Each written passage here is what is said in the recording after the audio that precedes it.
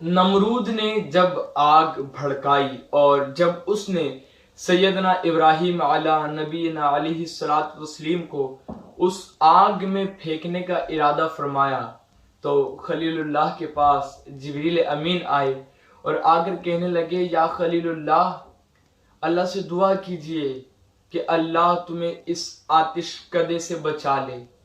تو حضرت ابراہیم خلیل اللہ علیہ السلام فرماتے ہیں کہ اس معمولی سی آگ کے لیے، اس میرے جسم کے لیے اتنی بلند و بالا ہستی کے سامنے سوال رکھوں؟ تو جبریل علیہ السلام نے کہا، حضور جسم کے لیے نہیں رکھ سکتے تو اپنے دل کے لیے اس رب قدیر کے سامنے سوال رکھے۔ تو خلیل اللہ نے فرمایا کہ دل اسی کی چیز ہے اور وہ اپنی چیز کے ساتھ جو سلوک کرنا چاہے کرے۔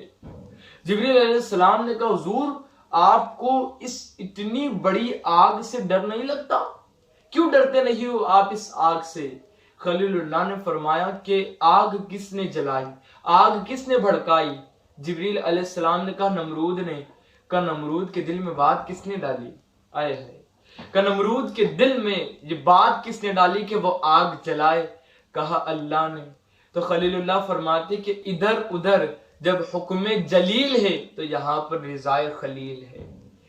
اللہ والے ہر وقت خدا کی رضا پر راضی رہتے تھے، ان کے سامنے کتنی ہی بڑی مشقت، پریشانی، پرابلم آ جائے لیکن وہ ڈٹے رہتے تھے، اور پھر انہیں صلہ بھی تو یہ ملتا تھا کہ جب وہ اس کی رضا پہ راضی ہو جاتے تھے تو اللہ ان کی حفاظت کر ہی دیتا تھا۔